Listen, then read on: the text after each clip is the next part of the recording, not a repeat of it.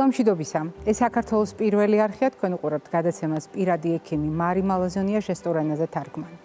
როგორც ყოველთვის ჩვენ დღესაც ადამიანზე ვისაუბრებთ და ვისაუბრებთ ადამიანზე როგორც მთავარ ღირებულებაზე ნებისმიერ საზოგადოებაში, ვისაუბრებთ ადამიანზე, რომლისთვისაც მთავარი თავისუფლებაა და ჩვენ შევთანხმდით, რომ ჯანმრთელობა არის ადამიანის თავისუფლება და ავადმყოფობა შეზღუდული თავისუფლება და ვისაუბრებთ ადამიანზე, მისი განვითარების სხვადასხვა ეტაპის შესაბამისად, რა არის საყურადღებო მაშინ, როდესაც წარმოვიდგენთ ადამიანს. რა თქმა უნდა, ყველაზე ადვილად აღქმადი ჩვენთვის არის მაგალითად კანი, თმა, თვალები, ყველა ის ხილური ნაწილი, რომელიც ადამიანის სხეულის შესახებ წარმოდგენას გვიქმნის. მაგრამ ყველაფერი იწყება ძვლოვანი ჩონჩხით და სწორედ ძვლოვანი ჩონჩხში თავისი მრავალი ძვლით ქმნის იმ საყრდენს, რომელზედაც ყველა დანარჩენი ქსოვილი განთავსდება. ამიტომ ძვლოვანი ჩონჩხის ჯანმრთელობა ნებისმიერ ასაკში მნიშვნელოვანია, განსაკუთრებით მაშინ, როდესაც პატარებზე ვსაუბრობთ და როდესაც არსებობს მაგალითად გაზრდილი რისკი ან ასაკის გამო, ან ბავშვის აქტივობის გამო, ზოგჯერ სეზონით არის, ზოგჯერ მდგომარეობით განპირობებული ასეთი დამატებითი რისკები და ჩვენ საუბრობთ ტრავმებზე, ტრავმების ზოგიერთ გართულებაზე და დღევანდელი ჩვენი საუბარი იქნება განსაკუთრებით პრაქტიკული იმ ოჯახებისათვის, სადაც ახლა მცირე ასაკის ბავშვები ყავთ და შეიძლება მათი ცელქობა ამა თუ იმ ტრავმით დასრულდეს. ხანმოკლე ტიხრის შემდეგ ჩვენ სტუმართან ერთად ვისაუბრებთ.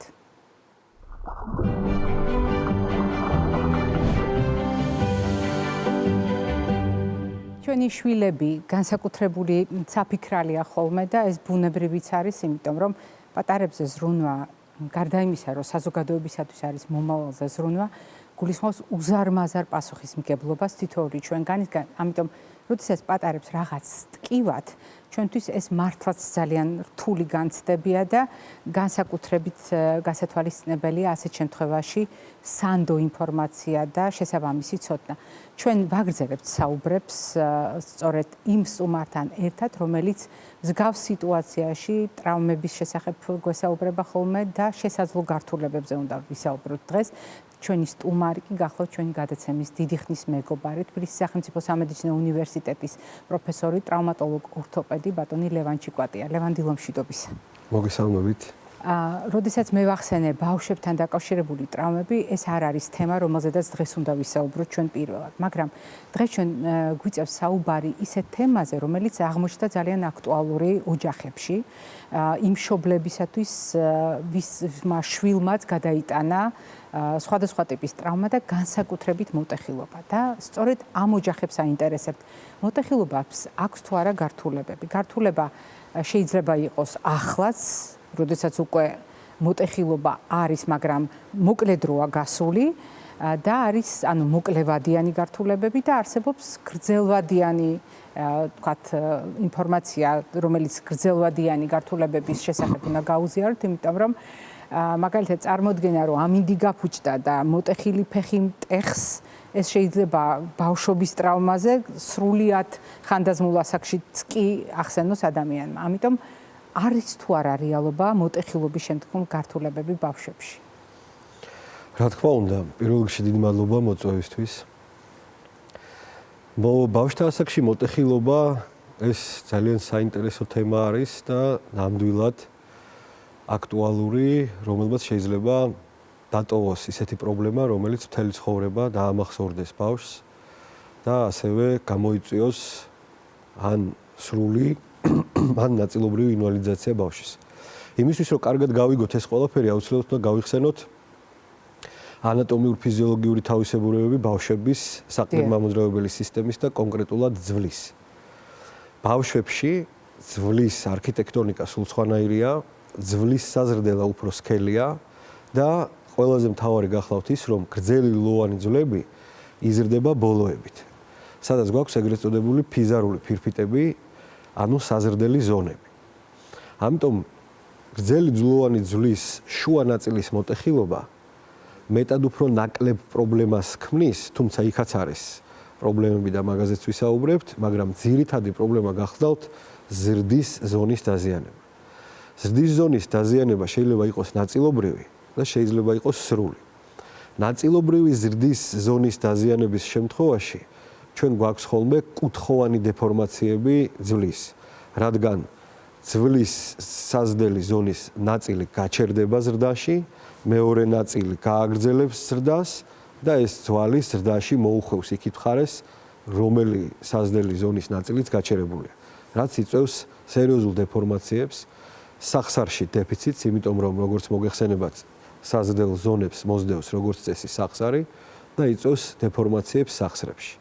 ამიტომ ძალიან მნიშვნელოვანია, როდესაც ბავშვთა ასაკში ბავშვი ტრავმას მიიღებს, ყველანაირი თვითნებური კურნალობა, რაღაც წარმოდგენები, რომ თითქოს ბავშვს არ ტკივარ, აი მოტეხილი თუ აუცილებლად უნდა ტიროდეს, თქვათ და ასე შემდეგ, სხვადასხვანაირი ემოციები ებადებათ ხოლმე მშობლებს, არავითარ შემთხვევაში არ შეიძლება ესე, აუცილებლად უნდა მივიდნენ ექიმთან, რომ ექიმმა გასინჯოს ბავშვი და გაკეთდეს ის პირველადი ღონისძიებები, რაც აუცილებელია. რამაც შეიძლება ელემენტარულმა რაღაცამ აგვარიდოს მთელი ცხოვრება სერიოზულ პრობლემას.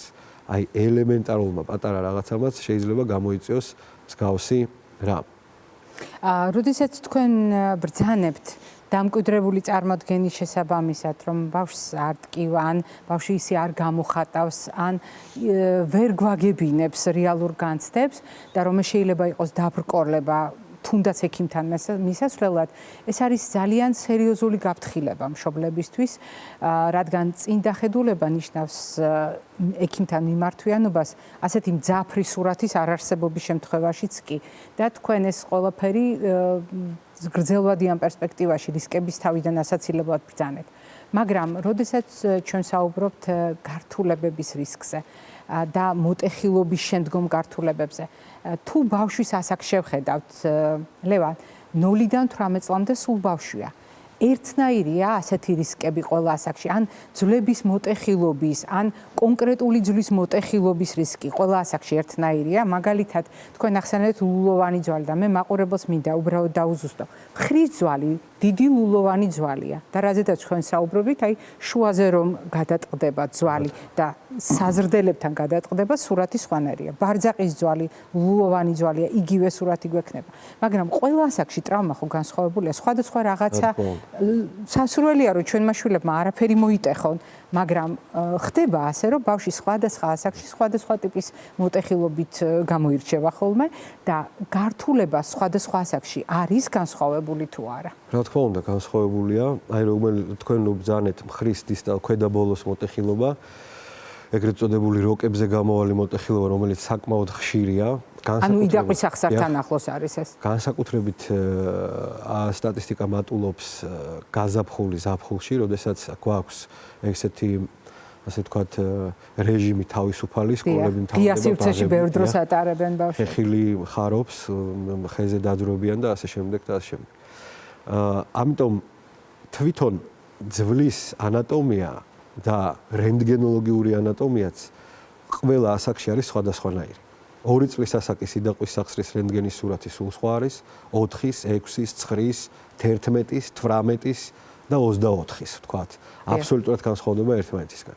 აი აქ ძალიან დიდი მნიშვნელობა აქვს სწორ დიაგნოსტიკას და ზუსტად იმას, რომ ეს კონკრეტული ადამიანი უნდა მოხდეს სპეციალისტთან. ადრე იყო გამოყოფილი ლიცენზირება იყოფოდა, ვთქვათ, ბავშვთა ტრავმატოლოგი და დიდების ტრავმატოლოგი. დღესდღეობით ეს ასე არ არის. ნუ ეს საკამათო თემა უნდა იყოს თუ არა და სულ სხვა რაღაცაა, მაგრამ მაგას არ აქვს მნიშვნელობა. ის რომ ბავშვი ვერ გაგებინებს კონკრეტულად რაღაცას, აი ზუსტად აქ არის დამარხული, ასე ვთქვათ, აი ეს საიდუმლოება, რასაც მხოლოდ და მხოლოდ გამოცდილება გაძლევს.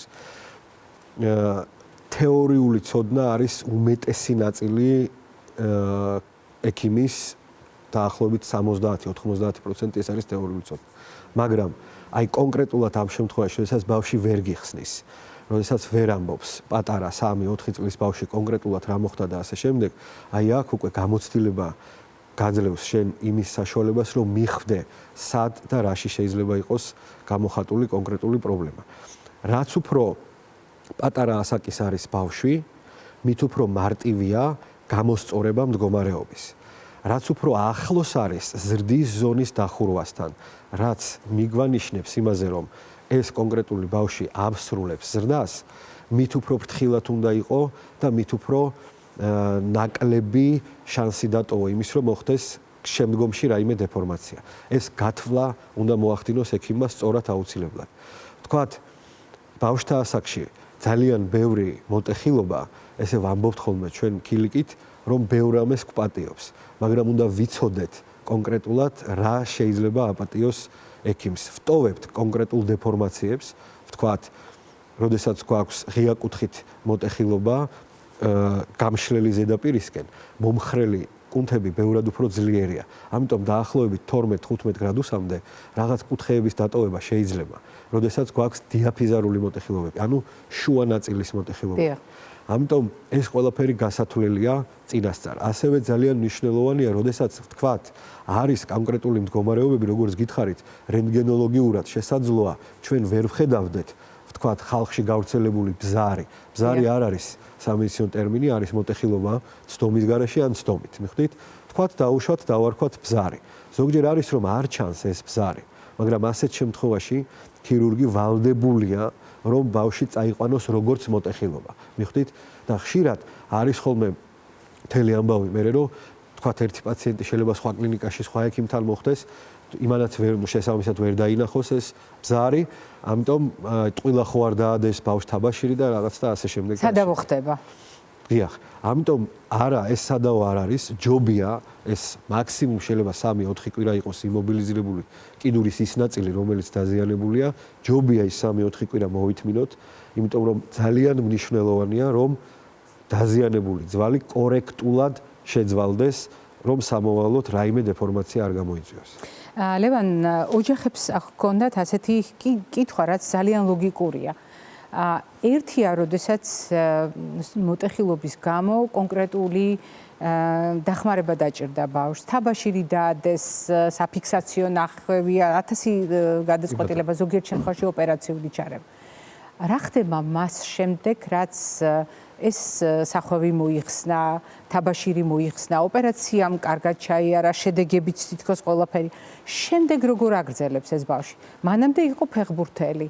მერე როგორ უნდა გააკეთოს ამ ბავშვმა? მანამდე იყო კალათბურთელი, მანამდე სხვადასხვა აქტივობით გამოირჩეოდა.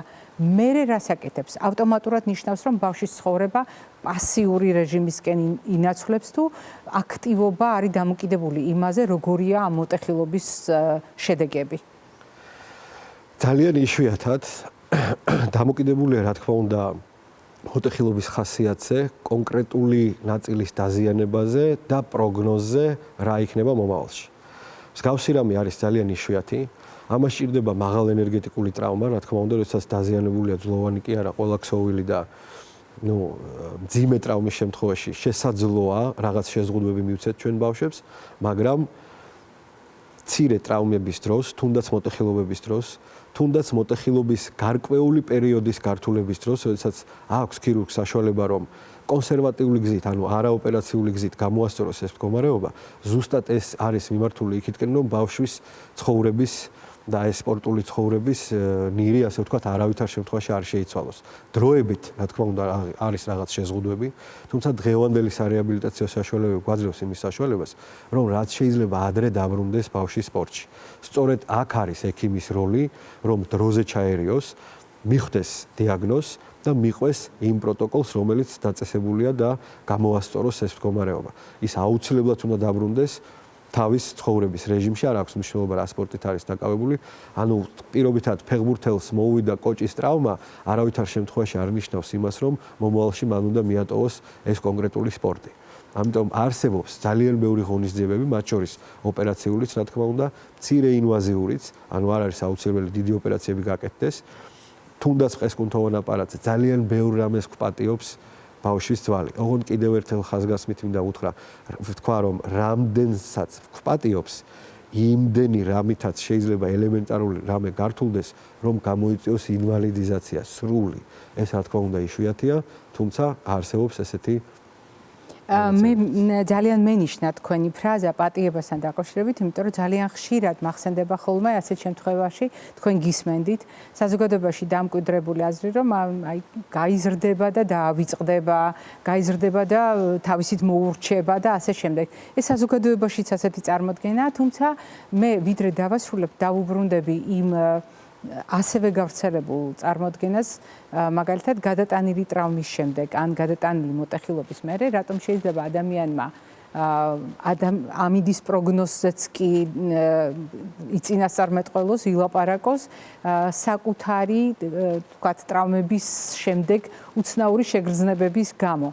რამდენად რეალურია ეს? ეს არის ფსიქოლოგიურად, ფსიქოემოციურად ადამიანებში დამკვიდრებული წარმოდგენა თუ აი მოტეხილი ფეხი მტკივა, მოტეხილი ხელი მტკივა, გარკვეულწილად შემაწუხებელია დისკომფორტს მიქმნის, ესე იგი გაწვიმდება ან გაუარესდება ამინდი. ეს რამდენად არის დადასტურებული სამეცნიერო თვალსაზრისით? ისიც არის, ეს ძალიან საინტერესო შეკითხვაა და ბევრ ჩემ კოლეგასთან მქონია ამაზე ლაპარაკი, მაგრამ ამის ესეთი პირდაპირი ახსნა არ არსებობს, თუმცა თეორიულად ძვლის არქიტექტონიკა იმდენად საინტერესოა და იმდენად ცვალებადია, მაგალითად 24 საათის განმავლობაში ძვლის არქიტექტონიკა 16 ჯერ იცვლის თავს. მიხვდით, აი ეს ცოცხალი ორგანოა ჩვეულებრივად, იმიტომ რომ ძვალი ყველას გონია რომ რაღაცა მკვრივი რო არის და რაღაცა უდრეკი და უცვლელი. უცვლელია და ძლიერია და მაგარია და მას არაფერი არ მოვა. არა, ის ჩვეულებრივი ორგანოა, თქვათ როგორც კანი, როგორც რა ვიცი, თვალი, პრაქტიკულად დინამიკური. რა აუცილებლად დინამიკურია. ამიტომ, როდესაც ხდება კორძის წარმოქმნა ძვალში, ის არასდროს არ იმეორებს იმ არქიტექტონიკას, რომელიც იყო მოტეხილობამდე. შესაბამისად, ხდება ხოლმე სიზარღვების სპაზმი, იქ აბსოლუტურად ანატომიაც და ფიზიოლოგიაც იმ კონკრეტულ ადგილას შეცვლილია, რაც იწვევს სპაზმს და რაღაცნაირი დისკომფორტის შეგრძნებას და ამას უკავშირებენ ხოლმე ამინდის ცვალებადობას, იმიტომ რომ რა თქმა უნდა ამინდის ცვალებადობა, წნევა და ასე შემდეგ და შემდეგ მოქმედებს ადამიანის ორგანიზმზე და ენიშნებათ ხოლმე, რომ და ძირითადად ენიშნებათ როგორც ან აცივდება, ვთქვათ, ან წვიმა წამოვა და ასე შემდეგ, რადგან სპაზმი იქმნება და ექნებათ გარკვეული დისკომფორტი. თუმცა ის რომ თქვათ გაიზრდება და დაავიწყდება, ისიც რა ძალიან ბევრ რაღაცას ადამიანი ეგუება. შესაძლოა ორთოპედიულ კანონებში კონკრეტული რაღაცა ვერ ჯდებოდეს. თქვათ გავხედოთ რენტგენოლოგიურ სურათს და ისეთი დეფორმაცია იყოს, რომ გაგიკვირდეს, რომ ეს ადამიანი საერთოდ როგორ დადის. მაგრამ ასეთ ადამიანებს საერთოდ ვერ გძნობენ, რომ აქვთ ეს პრობლემა. ეს არ ნიშნავს იმას, რომ კარგია, მაგრამ იზრდება და გაუვლის ადაპტაცია. დიახ, ეგუებიან. მიხვდით, იზრდება და გაუვლის უდრის შეეგუა, უბრალოდ შეეგუა, თორე არ გაუარა, შეეგუა ამ მდგომარეობას, ნუ ესეც რა თქმა უნდა დროებითია, იმიტომ რომ გინდა არ გინდა ორთოპედიაში, თქვათ, სახსრის კონგრუენტულობის დარღვევა სადღაც აუცილებლად თავს იჩენს და გამოიწვევს რაღაც პრობლემებს შემდგომ უკვე ასაკში. ლევან, ძალიან დიდი მადლობა დღევანდელი სტუმრობისთვის. თქვენი რეკომენდაციებით ჩვენ ახლა დაგვაფიქრეთ იმაზე, რომ დღევანდელი თითქოს უწყინარი ტრავმა ბავშვისთვის, რატომ შეიძლება აღმოჩნდეს საყურადღებო გზავნილი მომავალში, ამ ადამიანის მომავალში და ასეთ შემთხვევაში მშობლების, ოჯახის უფროსი წევრების პასუხისმგებლობა ვფიქრობ კიდევ უფრო დიდია, როდესაც ჯობია გადავაჭარბოთ მზრუნველობაში, ვიდრე დავაკლოთ მზრუნველობა ჩვენ შვილებს. მაყურებელს შევახსენებთ, დღევანდელი ჩვენი გადაცემის სტუმარი გახლდათ თბილისის სახელმწიფო სამედიცინო უნივერსიტეტის პროფესორი, ორთოპედ-ტრავმატოლოგი ბატონი ლევან ჩიკვატია. ვიდრე გადაცემას გავაგრძელებთ, მე მინდა გაგახსენოთ, რას ნიშნავს დღეგრძელობა, დიდხანს სიცოცხლეს. მაგრამ ჩვენ საუბრობთ ადამიანის ცხოვრების ხარისხზე, რომელიც ნიშნავს არაუბრალოდ დიდხანს ცხოვრებას, არამედ კარგად ცხოვრებას და ასეთ შემთხვევაში განსაკუთრებული მნიშვნელობა აქვს ხოლმე იმ ადამიანთა გამოცდილებას, ვინც გარკვეული წარმოდგენები შეექმნა, რაშია ჩვენი დღეგრძელობის საიდუმლო. ჩვენ არ ვეძებთ უკვდავებას, ჩვენ გვინდა სწორედ დღეგრძელობის საიდუმლო გაგიზიაროთ იმ ადამიანთა მაგალითზე, ვისაც შეუძლია მსგავსი გამოცდილება სიტყვებად, ფრაზებად, ცხოვრების წესად ჩამოაყალიბოს და ამას ემსახურება ჩვენი რუბრიკა და ამის შესახებ მოგითხრობთ დღეს ჟურნალისტი შორენ ვალაბაძე.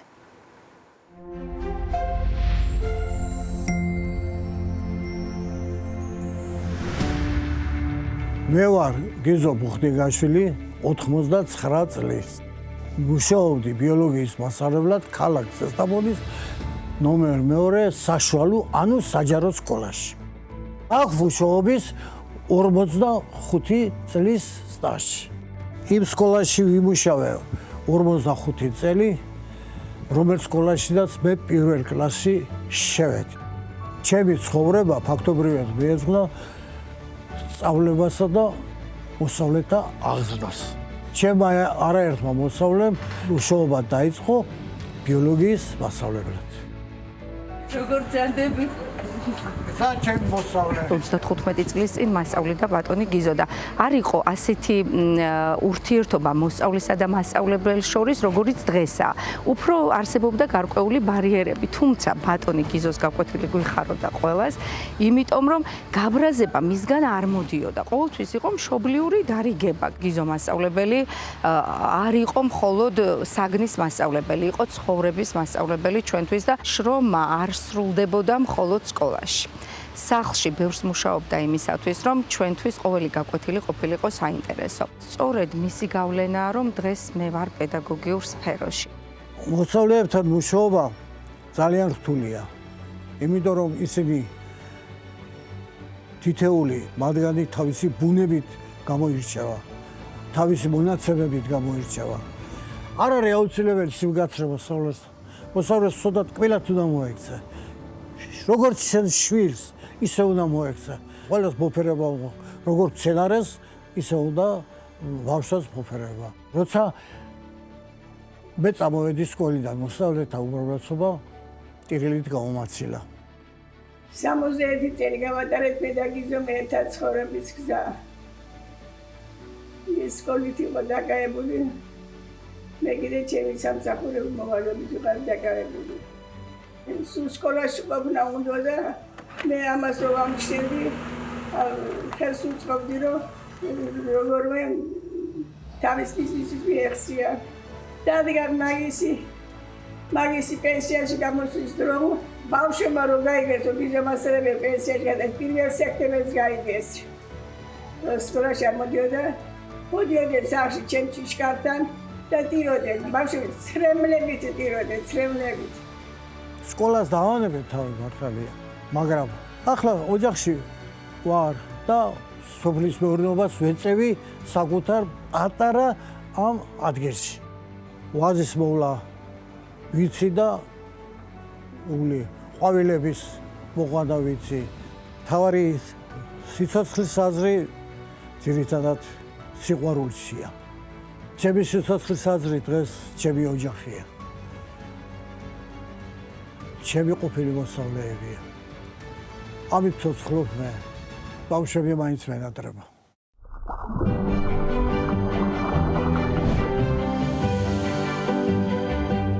როდესაც ჩვენ ამა თუ იმ კავშირზე ვსაუბრობთ, რასაკვირველია, ჩვენ მხედველობაში გვაქვს აგრეთვე ჩვენი გადაცემის ტელევერსიის კავშირი სოციალურ კომპონენტთან და თქვენ ალბათ შენიშნეთ მიმდინარე სატელევიზიო სეზონზე ჩვენ არაერთი პროექტი გაგიზიარეთ, როდესაც ამა თუ იმ ცოდნას განსხვავებული ფორმატით გთავაზებთ ხოლმე სწორედ სოციალური მედიისთვის განკუთვნილ პლატფორმაზე.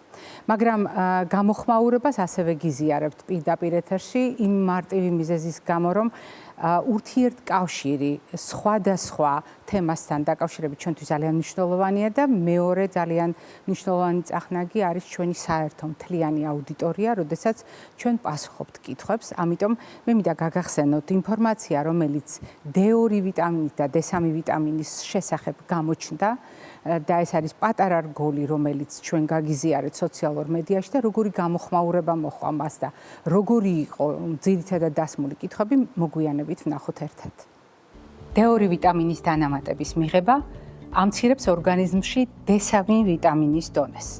გეთანხმებით, ეს ფრაზა თითქმის სენსაციურად ჟღერს, თუმცა სწორედ ამ გვარდასკვნამდე მივიდნენ სარის უნივერსიტეტის მეცნიერები სხვა კოლეგებთან ერთად.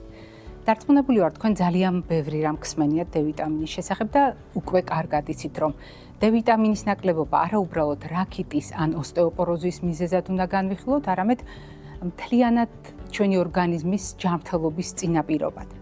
ისიც ძალიან კარგად იცით, რომ მაგალითად D ვიტამინის წარმოქმნისთვის აუცილებელია ან მოხდეს ულტრაისფერის სხივები, პირდაპირ მზის სხივების ზემოქმედების პროცესში.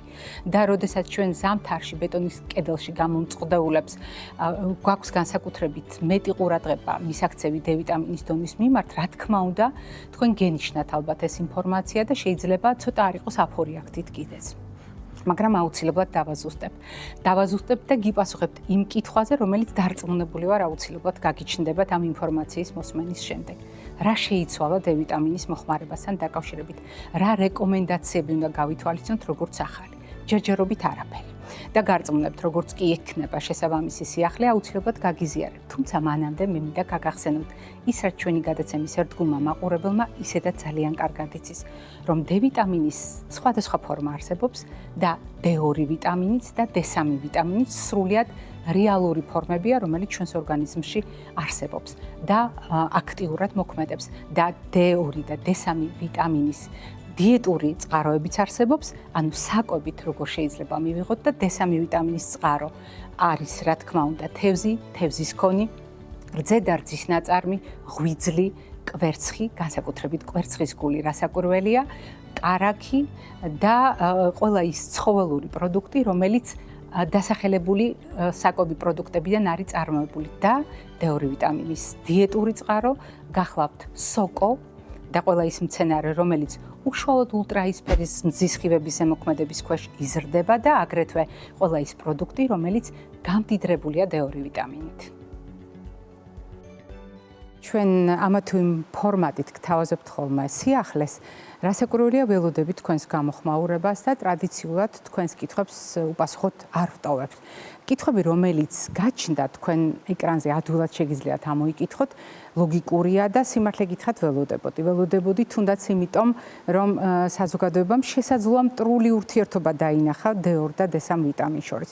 მე ამ ვიდეოშიც ვთქვი და კიდევ ერთხელ გავიმეორებ, ეს არ არის დაპირისპირებული ნივთიერებები. ჩვენ ვლაპარაკობთ ბუნებრივად არსებულ ფორმებზე, D2 ვიტამინსა და D3 ვიტამინზე. ორივე ბუნებაში არსებობს, ორივე არის ჩვენს ორგანიზმში და თითოეულ მათგანს აქვს განსაკუთრებული დატვირთვა.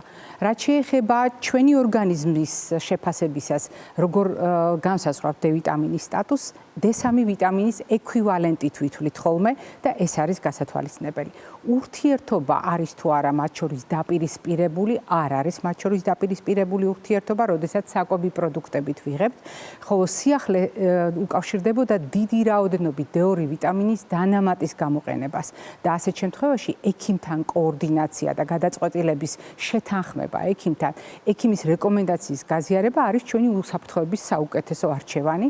ამიტომ, როდესაც ჩვენ საუბრობთ ბალანსზე, წონასწორობაზე, პირველ რიგში აქ ისაზღვრება D3 ვიტამინის შესაფასებლად კონკრეტული მისი ფორმა, რომელიც აქტიურია ჩვენს ორგანიზმში, მისი განსაზღვრის შემდეგ ფასდება ორგანიზმში არის თუ არა მისი დეფიციტი, თუ არის ნაკლებობა და გადაწყვეტილება დოზებთან დაკავშირებული არის სწორედ დაფუძნებული ამ მონაცემზე. ხოლო რაც შეეხება მაგალითად საკვებით D2 ვიტამინის შემცველი პროდუქტები მივიღოთ და მან შეუშალოს ხელი D3 ვიტამინს, მოდით ობიექტურად შევხედოთ. ჩვენ განა D2 და D3 ვიტამინს სისტემატურად არ ვიღებთ საკვები პროდუქტებით, თუნდაც იმ პროდუქტებით, რომელიც ვიდეოში უკვე დავასახელე. რა თქმა უნდა ვიღებთ, ამიტომ თუ თქვენ გაქვთ პრობლემა D3 ვიტამინთან დაკავშირებით, ამ ვიტამინის სტატუსთან დაკავშირებით, კიდევ ერთხელ ლაბორატორიულად უნდა შეფასდეს ეს მონაცემი, განისაზღვროს ზღვრები, შეფასდეს ექიმთან ერთად, არის თუ არა ეს მონაცემი საყურადღებო და შემდეგ როგორ უნდა იყოს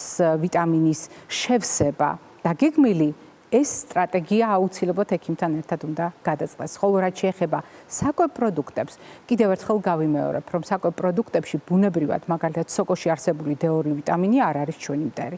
ისევე როგორც D3 ვიტამინი, მაგალითად თევზში, მაგალითად რძის ნაწარმში, ასევე არის ჩვენი ორგანიზმისათვის ბუნებრივი შევსება. მაგრამ არის თუ არა ეს ყველაფერი ძლოვანი ჩონჩხისთვის ძალიან მნიშვნელოვანი, ამას კვებით შუქნის შიგნიდან მოგვიანებით შევიტყობთ.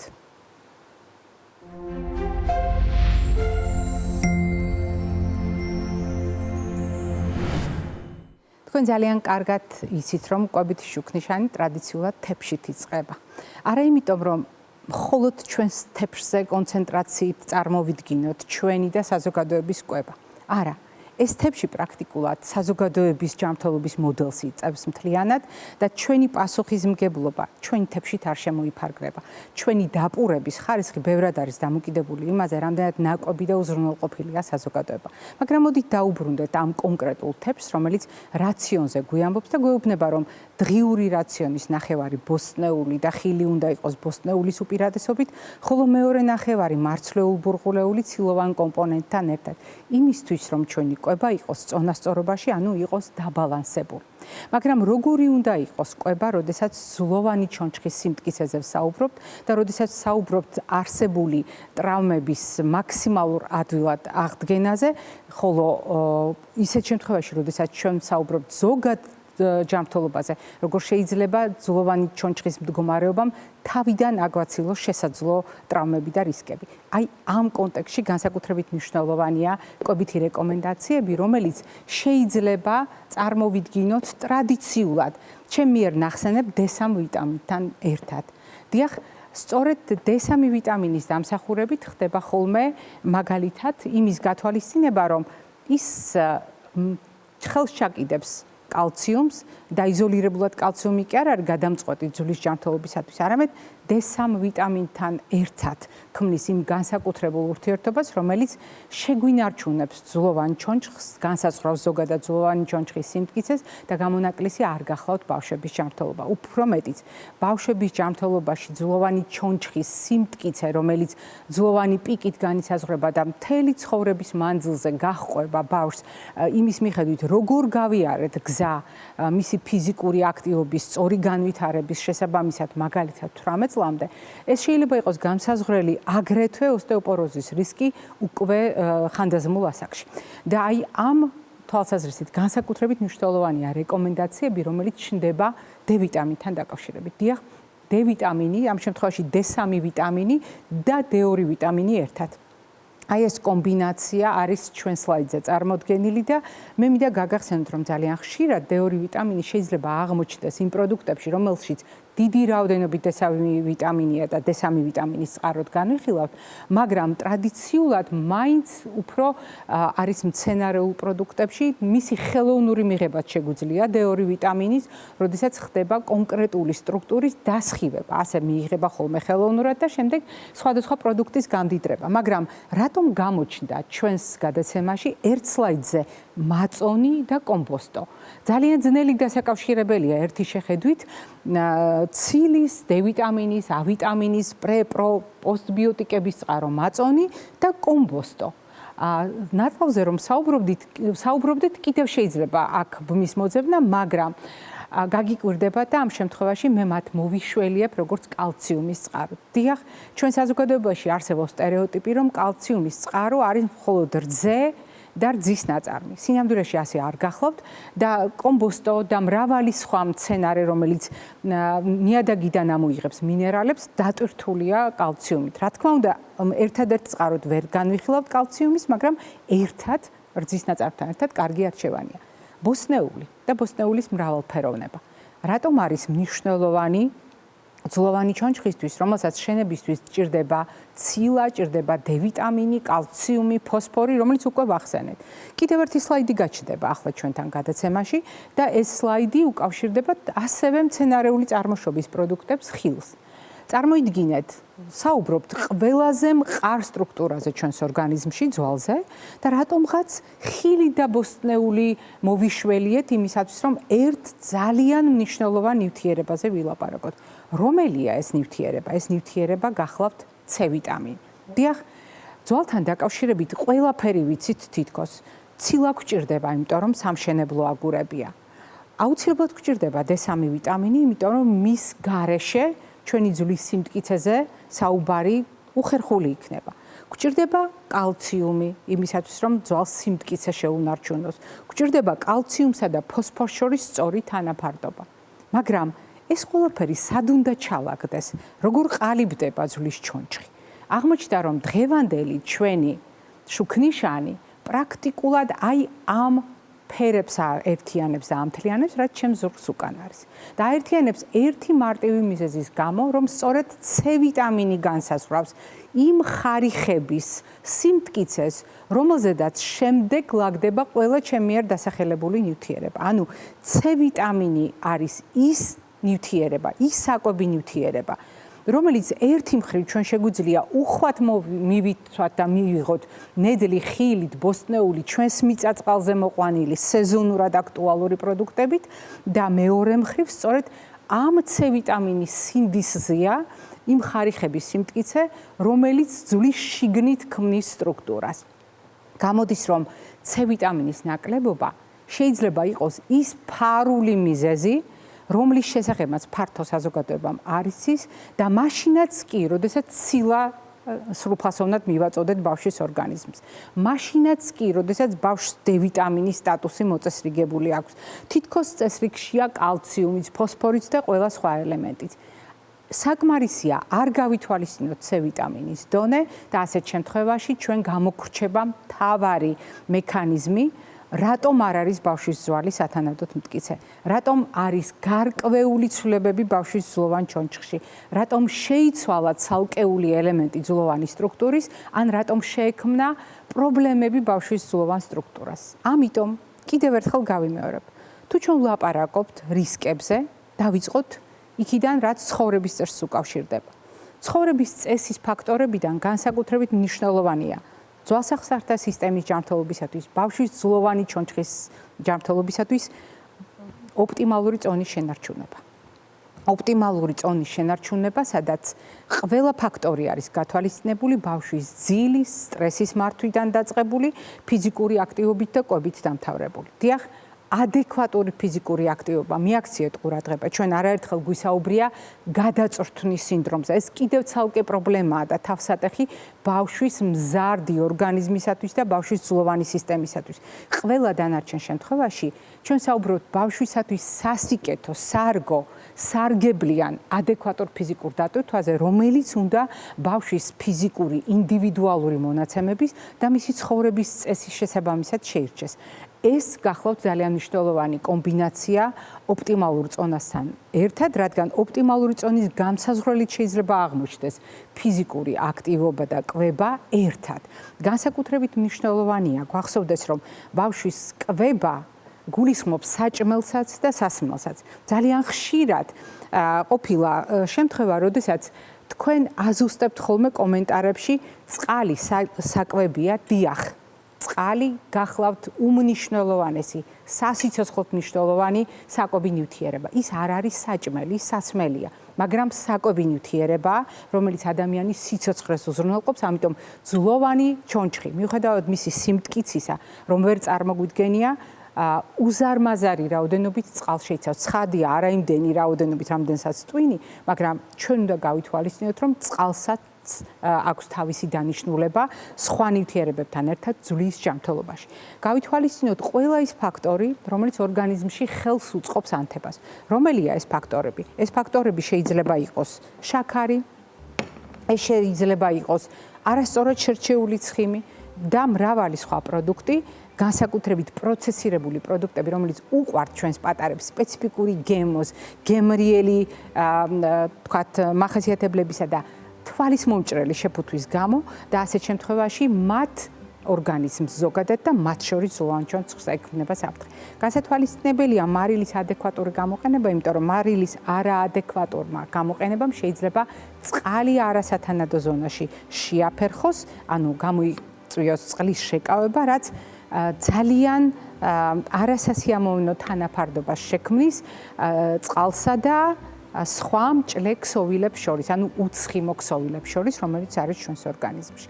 წითელი ზონა თავისუფალია, მაგრამ მე ამ შემთხვევაში გაგახსენებთ ყველა იმ საკვებს, რომელიც არ არის ნედლი, არ არის ახალი, არ არის ცოცხალი და არ არის დატვირთული საკმარისი რაოდენობით C ვიტამინი. დიახ, სწორედ C ვიტამინის როლით მინდა კიდევ ერთხელ დავასრულოთ დღევანდელი ჩვენი კობით შუქნიშანი და გაგახსენოთ. რა თქმა უნდა, ყველამ ძალიან კარგად ვიცით ძვლის ჯანმრთელობას როგორ ჭირდება ბავშვის სრულფასოვანი კვება, მათ შორის ცილის სისტემატური შევსება. Როგორც ჭირდება დ-ვიტამინის სტატუსის კონტროლი, როგორც ჭირდება კალციუმის და ფოსფორის დონის მოწესრიგება, მაგრამ სამწუხაროდ წლების გამოცდილებამ დამარწმუნა, რომ საზოგადოებამ ჯერ კიდევ არ იცის C-ვიტამინის როლი ძვლების ჯანმრთელობაში. ამიტომ მე ჯიუტად ვიმეორებ ამას და მრავალჯერ კიდევ გავიმეორებ იმისთვის, რომ ჩვენი შვილები იყვნენ უფრო ჯანმრთელები და უფრო მტკიცე ჩონჩხით. სწორედ C-ვიტამინის ადეკვატური გამოყენებით იმისათვის, რომ სხვა ნივთიერებებთან ერთად უზრუნველყოთ მათი ფიზიკური, მენტალური, სოციალური კეთილდღეობა, ანუ მათი ჯანმრთელობა. მე დღეს ამით გემშვიდობებით ტრადიციულად ჯანმრთელობას და ღირსეულობას გისურვებთ. ნახვამდის.